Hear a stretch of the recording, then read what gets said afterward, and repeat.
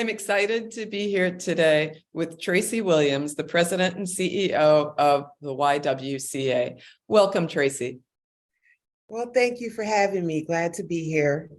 Now, I know that you just started in this position earlier this year. How does it feel? How's it going? Feels great. I mean, the role is what I envisioned, never a dull moment. We have a big vision, and this position brought me back home. So Milwaukee's my hometown. I was born and raised. And so it's just kind of surreal to be back home, a place that I cherish, my foundation. So Oh, very nice. Yeah. it's been really a great experience so far. Oh, that's terrific. And the YWCA has a very beautiful mission. Can you tell our viewers what that is? Yes, well, the YWCA is dedicated to eliminating racism, empowering women, and promoting peace, justice, and dignity for all. And how does that play out through the workshops and programs that you provide in the community? Well, that's a big mission. And our world is always changing. Our communities are changing. The YWCAs across the nation, there's about a network of 2.2 million women. YWCA Southeast Wisconsin, we're positioned in the part of the state that is the most racially diverse. And so what that means for us is that we're always evolving to address the issues that are impacting our communities and those that we serve. And I know one of the programs that that this particular YWCA is known for is its Unlearning Racism workshop. Tell me about that. Well, our Unlearning Racism is meant to really dig into those very difficult conversations around race. I have been doing diversity, equity, and inclusion work for most of my career, which is almost like 25 years, 25 to 30 years. And when you focus on issues of diversity, it can mean many things to many people. And so what's really unique about Unlearning Racism is that we talk about just terminology, different issues that's related to race, systematic racism. We talk with employers about how could that play out in their actual organization, because most organizations are built on a system. So Unlearning Racism has been a very effective program in our community. Yeah, I know so many people who've gone through it, and it's just a really wonderful program. And then in addition to that, I know you provide services that range from life skills like financial planning to more recreational things. Like I think you even offer dance workshops. Is that correct? Well, dance workshops, that's our future state. And I can't wait to discuss that with you.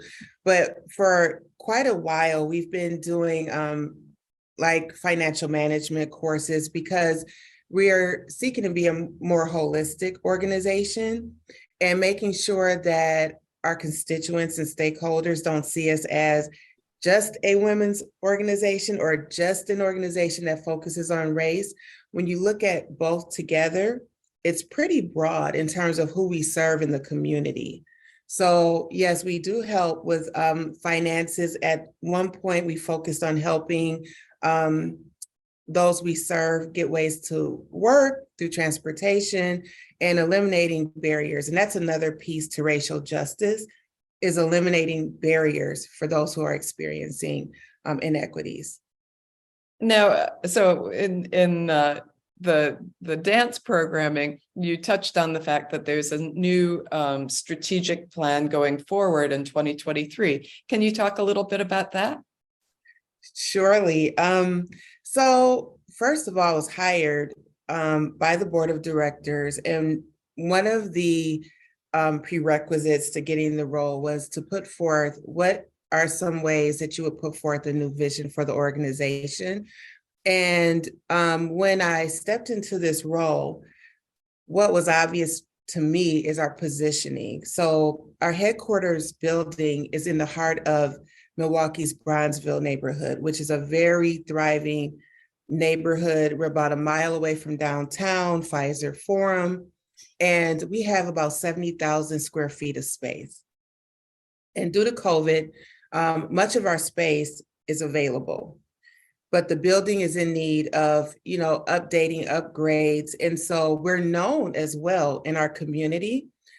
So what I thought about is, in putting together a vision, how could we utilize our position in our physical space?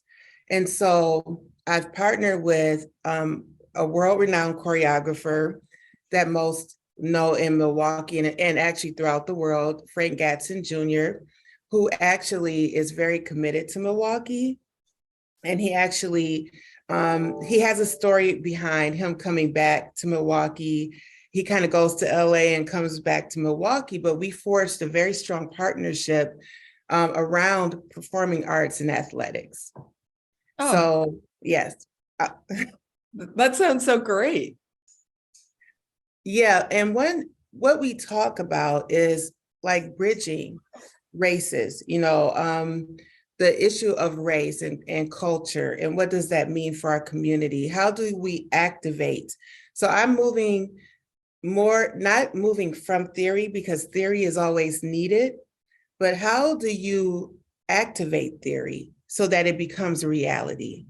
One thing about the issues that the YWCA cares about, many of the social ills really hurt people.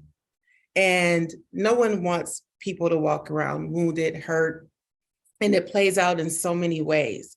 And so what better way to bring something like athletics and the arts, and not just any art. We're talking not bringing a high level of performing arts to our building, but we're also looking at attracting the same communities we've already been serving, but giving avenues and access to careers, access to celebrity status, talent that many of our youth and families have not had access to. Oh, that's an exciting plan. So I know that, like most nonprofits, the YWCA is always looking for donations. Can you tell our viewers where the money goes when they make a donation? Well, number one, it goes to great use. It goes to the programs we've talked about. So we are doing programs that help our constituents gain HSEDs, GEDs. We're working with employers. We are looking to activate, as I mentioned, the issue of race. So we're looking at coaching and different things that we need to promote justice in our community, or racial justice. And so one of the things we're also looking to do, which is major, is to create this brand new program that will be very robust, and to also renovate our space, and to make sure that we are collaborating with like-minded organizations and corporations, so that we're a great partner in the community, but also leading in our mission. Very good. And is there a place for volunteers at the YWCA? Absolutely. That's, again, growing and evolving. I think we will need more skill sets and talents than ever, because we're creating new programming while we're running other programs simultaneously. And we are throughout Southeast Wisconsin. So we need volunteers, not only in Milwaukee, but we're in Racine and Kenosha as well. That's a good point. Tell us your web address if people want more information. Yeah, it's ywcasew.org. Very good. And also, viewers, you can always go to milwaukeemag.com/giveback and find out more about the YWCA and how you can participate and give. Thank you so much for being with us today, Tracy. Thank you for having me.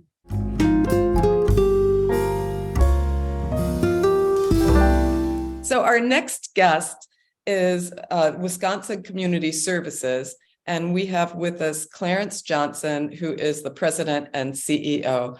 Welcome, Clarence. Thank you, Carol. Nice to be with you this morning. It's great to be with you too. Now, I am just learning about Wisconsin Community Services, and there's so much that you do. Can you start by just giving us the overview of your mission? Well, Carol, our mission is to advocate for justice and community safety and provide innovative opportunities to support individuals in their efforts to overcome adversity in their lives. And the way that plays out is that you run residential reentry centers for formerly incarcerated people. Is that true? That is one of the many things that we do, Carol. Yes, that's absolutely true. Okay, and then you provide a wide range of services for not only for formerly incarcerated people, but also for people who have behavioral health needs, substance abuse issues. And those programs can range from helping someone get a driver's license to helping them get a job. Yes, they can. Carol, WCS operates over 60 programs, and we provide services to about 15,000 individuals or people on an annual basis. And we have about 500 employees, and we have program locations throughout Southeast Wisconsin in 7 counties. But for the most part, the largest footprint that we have would be in Milwaukee County, which represents the largest array of programs and services, and also in Waukesha County as well. Oh, very good. Well, I'd like to introduce our other guest, Sebastian de la Vega King. Hi, Sebastian. Hi. Now, Sebastian, you were someone who received services from Wisconsin Community Services. That's how you ended up becoming an employee? Is that correct?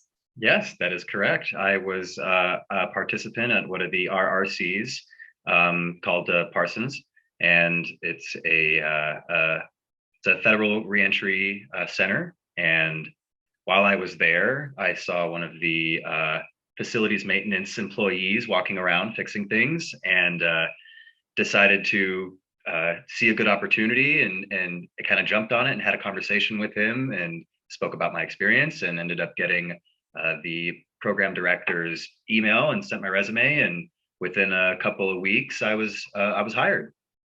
Oh, that's a great story. And when we were talking earlier, you said that this is the best job that you've ever had.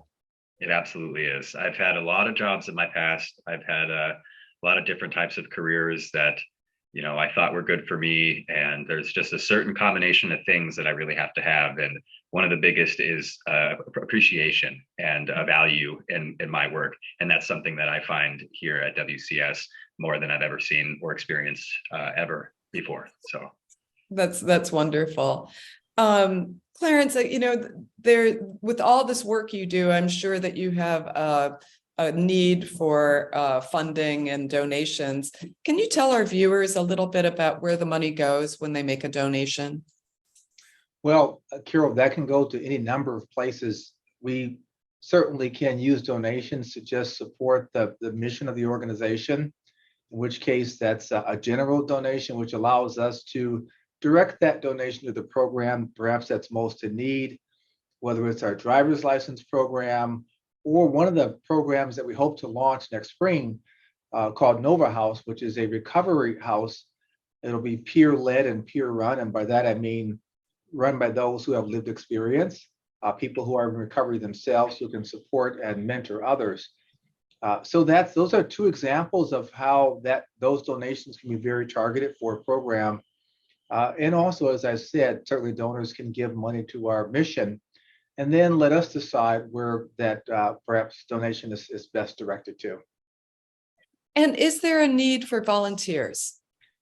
Always a need for volunteers, Carol, absolutely. I would also encourage your readers and or viewers to consider working for the organization. Like many businesses in 2022 and beyond, we are looking at significant workforce shortages. So it's one of the things that we're challenged with. And if a person is interested in working for Wisconsin Community Services, you can hop on our website. We have jobs for everyone.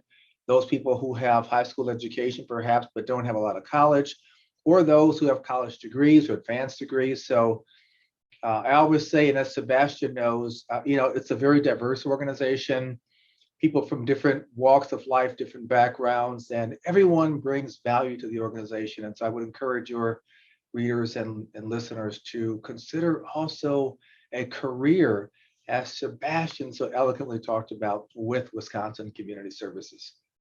Oh, that's great. And I hope that viewers, you will respond to that, because it just sounds like this mission is so worthwhile. Tell us your web address if people want more information or to give directly. Be happy to do that. It is www.wiscs.org. Thank you. And also, viewers, you can always go to milwaukeemag.com/give back and get more information about Wisconsin Community Services and all of the very worthy organizations we're featuring in our Give Back series. Yes. Clarence and Sebastian, thank you so much for being with me today. I hope you have a great day. Thank you, Carol. Thank you, Carol. Thank you, Sebastian. Thank you, Clarence.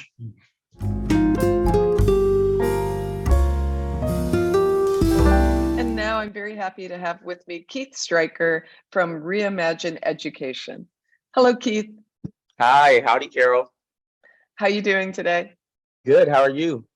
Very, very good. So, Keith, tell me what Reimagine Education does. What is the mission? Yeah, so Reimagine Education was established, honestly, in 2020. And we were established to attract, retain, and elevate aspiring and current educators of color, creating a culture of inclusivity through mentorship, accountability, and partnerships.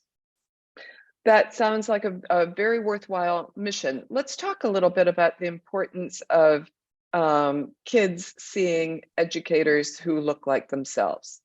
Yeah, absolutely. So we know that here in Wisconsin, about 31% of the student pipeline represent or make up minority students.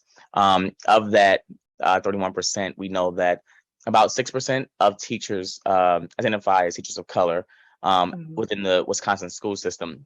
We believe that increasing the number of diverse candidates in the teacher pipeline will help further the education rates, matriculation rates, even the test scores of African American students, Black and Brown students across Wisconsin.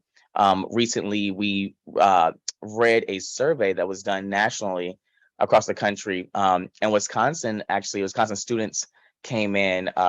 I want to say we came in either second to last or last place when it comes to just the numbers of sheer numbers of students graduating, as well as students, achieving high scores when it comes to arithmetic, when it comes to English scores of that nature.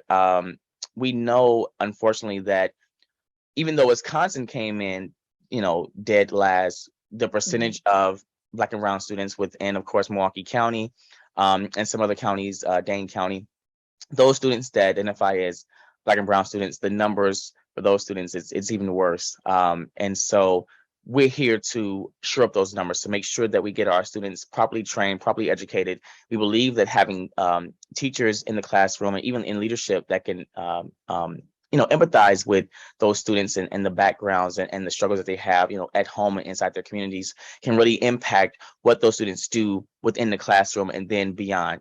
And when I say beyond, we're talking about, going on to college or even just joining the workforce after high school and finding them proper trade or things that help, our students to become better, more productive parts of society, contributing members to society. Mm-hmm. Very good. And what do you suppose the reasons are that we're not seeing more teachers, BIPOC teachers in our community? Yeah, absolutely. So there is, we have an infographic that we actually send around to some of our supporters, our donors, and then also those who, work with us within Reimagine. There is a leaky pipeline when it comes to Black and Brown teachers. Usually they do not stay inside the school system, or it's hard to retract them. A lot of times districts just don't know where to look, or school districts just give up on looking for, the right candidate. And for those for those teachers who are inside the school system, a lot of times they do not have the proper support and training that they need to actually become the best teachers, to show up to be the best teacher for, their students, and also show up to the school to be the best employee for that district, right? Because this is a holistic Mhm. approach we're taking to education. And so the mentorship is not there, the partnership is not there, resources are not there to shore up the numbers that are already there inside the school system of Black and brown teachers.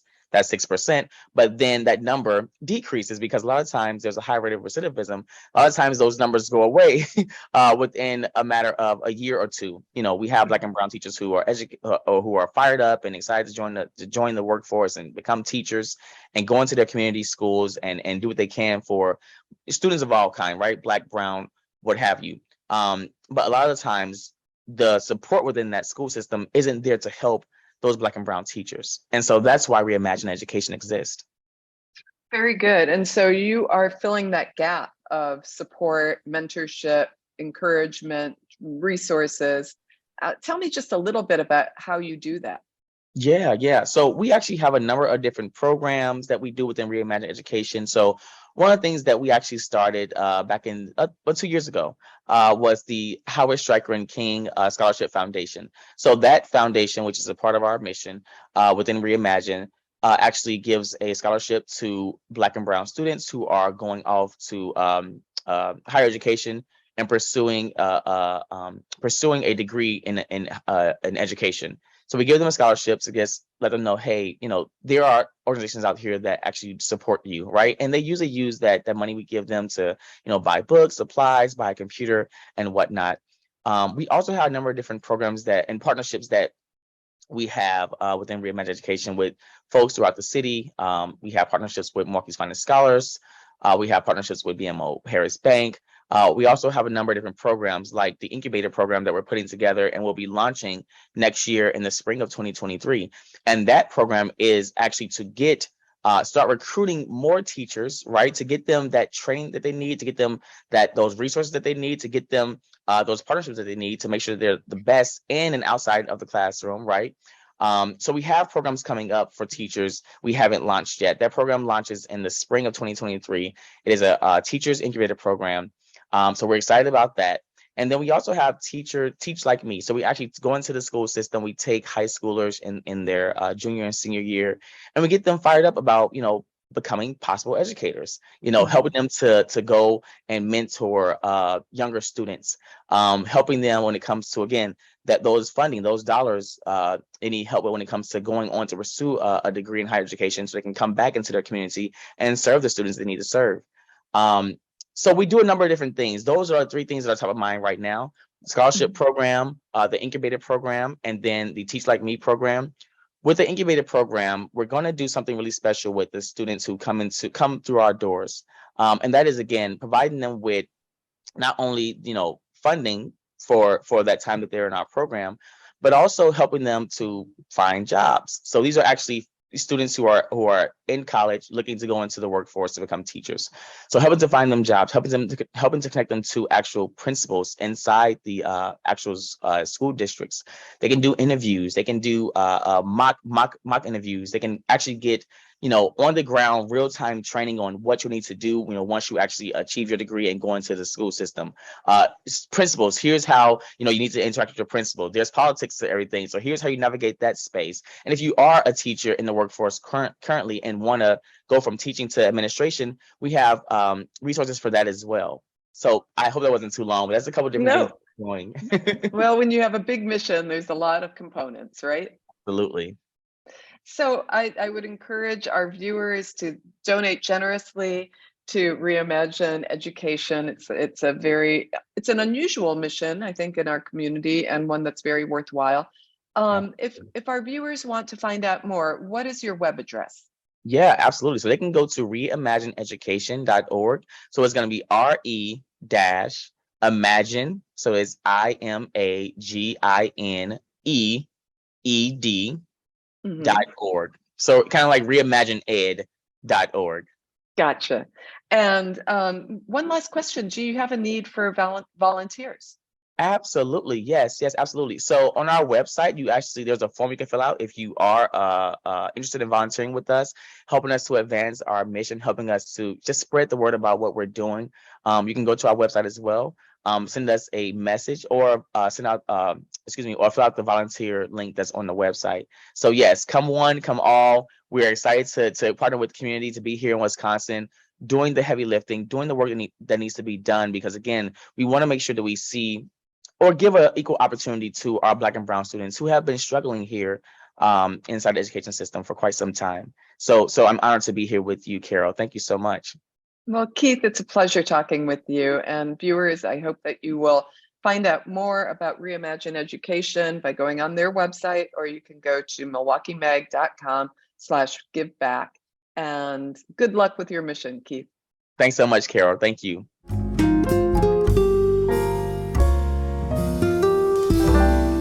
My next guest is Tina Jones from Girls on the Run. Welcome, Tina. Hi, Carol. Thanks for having me. Oh, it's great to have a chance to talk with you. So let's start by telling our viewers what Girls on the Run is all about. Well, I always love to share about Girls on the Run. We are an empowerment program for girls in 3rd through 8th grade. And Carol, what we do is we are teaching these girls critical life skills while they are training for a 5K event. And so it's a 10-week season. The girls meet after school for an hour and a half. And we have all volunteer coaches where they are trained on our research-based curriculum. And these girls are learning all about just amazing lessons while they are being empowered and built up to be strong, confident, healthy young ladies. That's amazing. Can you give us an idea of some of the life skills that they learn while preparing for a run? Yeah, absolutely. We hit on all the really hot topics that affect all of us, and including things like dealing with peer pressure or body image or bullying. We talk about what it means to take care of yourself physically, but also mentally. And today, more than ever, these girls learning and being given tools to help them manage their emotions, deal with anxieties, and other stressors of their life. We help give them those tools and talk about those lessons, really to just help them move forward in life. Wow. About how many girls are involved with Girls on the Run right now? So we serve 7 counties, and in those 7 counties in southeastern Wisconsin, we serve about 2,200 girls a year. That's a lot. And I understand you're looking to expand. We're always looking to expand. Our mission is that this program is provided to every girl across southeastern Wisconsin that's in 3rd through 8th grade. And so we are always, the program is most often offered in schools after school, but we have also partnered with different community health centers, different parks and recreation areas. But we're always looking for new partners, Carol, to bring this program to more girls. So if the viewers, want Girls on the Run to be offered at their school or their children's school, should they just go to your website? Is there an opportunity for them to sign up for more information, or tell me how that would work? Yeah, so we have it really broken down very easily on our website as to what it means to be a Girls on the Run site, what it would take to be a site. Our program staff are amazing in helping answer any questions they may have. So if you go to our website, www.girlsontherunsoutheasternwi.org, they can find out all about what it means to bring this program to their school or community. Oh, fantastic. And I understand that you have a gala coming up too. We do. I'm so excited. This is our biggest fundraiser of the year, Carol, and it's really used to support those girls and families that would otherwise not be able to afford this program, which, by the way, we have over 50% of our families those girls are not able to afford it. And so we make sure that they can. And one of the ways is through our gala. And so it's our sneaker soiree on February 10th. It'll be held at the Italian Community Center downtown, evening event. Guests will dress up in their cocktail attire and they wear their fun sneakers. It's a great opportunity to get together with other like-minded individuals who are all really believe in helping us bring this program to more and more girls across southeastern Wisconsin.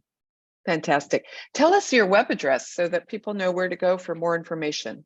Yes, so it's a bit of a mouthful, but it's Girls on the Run southeasternwi.org. So Girls yeah. on the Run southeasternwi.org. Correct. Yeah. And also, viewers, you can always go to milwaukeemag.com/give back, and you can find out more about Girls on the Run and also all the other great organizations we'll be talking to in the series. One last thing, Tina, is there a place for volunteers in your organization? Absolutely. The volunteers are the bread and butter of our organization. We have opportunities to be coaches or mentors to these girls, and that's in the fall and spring season.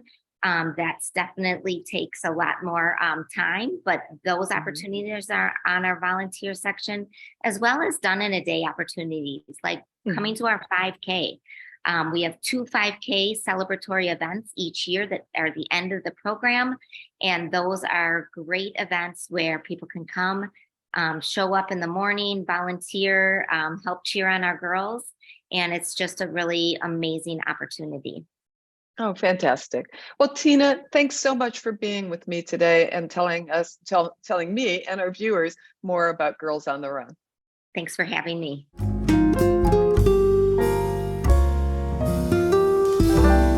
Our next guest is Forrest Doolin, who is the Senior Director of Marketing and Communications for Make-A-Wish.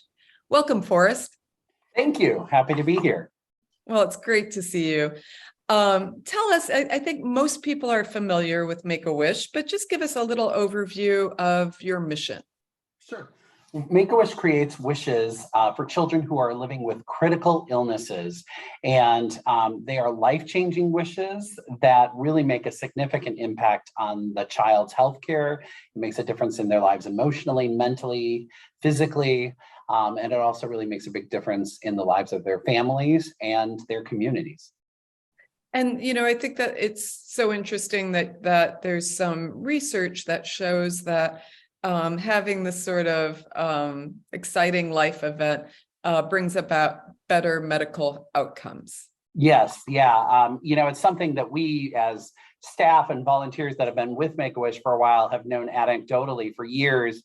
And then in recent years, there have been a number of studies done to take a look at the impact of that wish and showing that significant impact physically.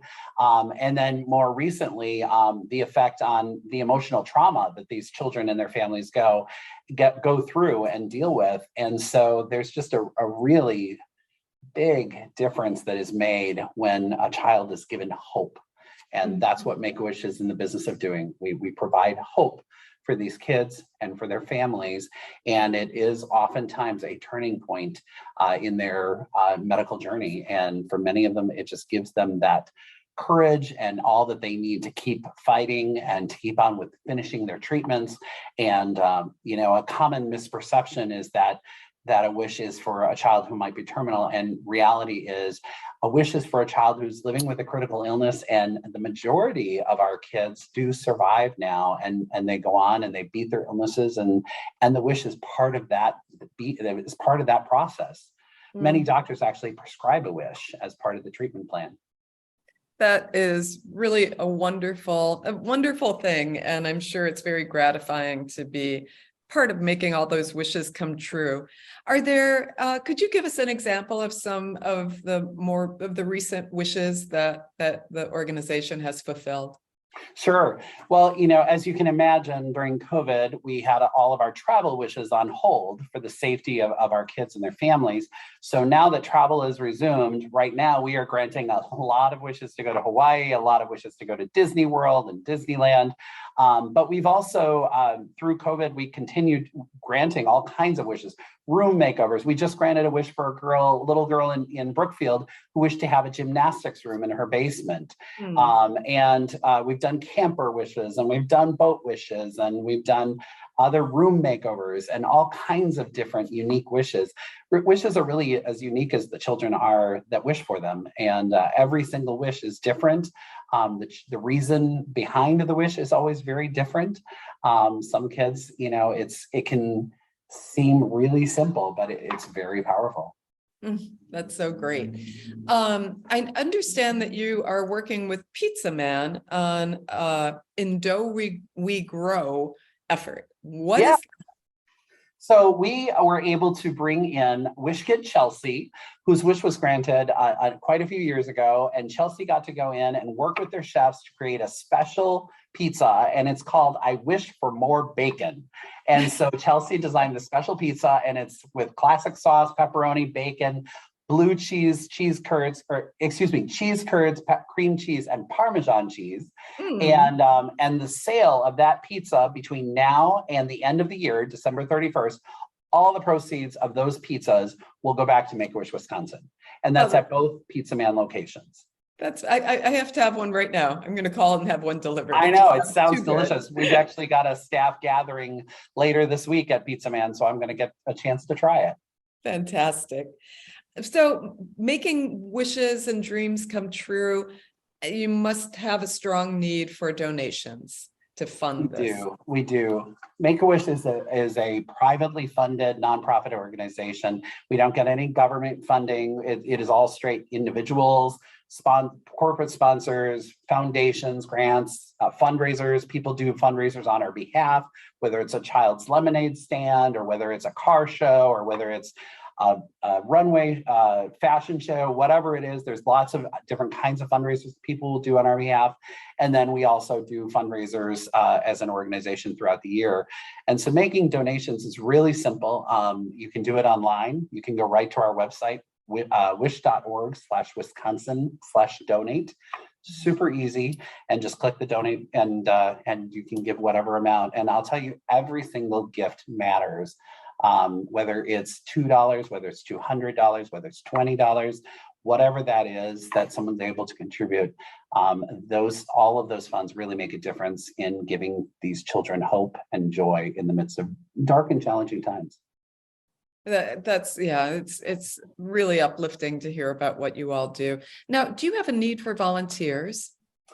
We do. We do need volunteers. We have a variety of different volunteer roles that we work with.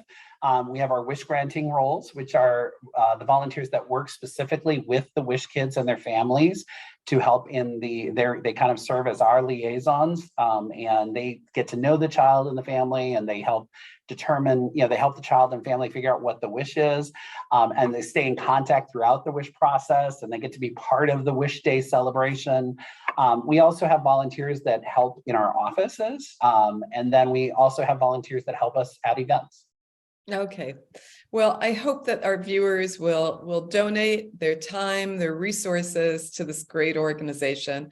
And viewers, if you want more information, you can also go to milwaukeemag.com/giveback and find out about Make-A-Wish and all the other organizations that are participating in this campaign.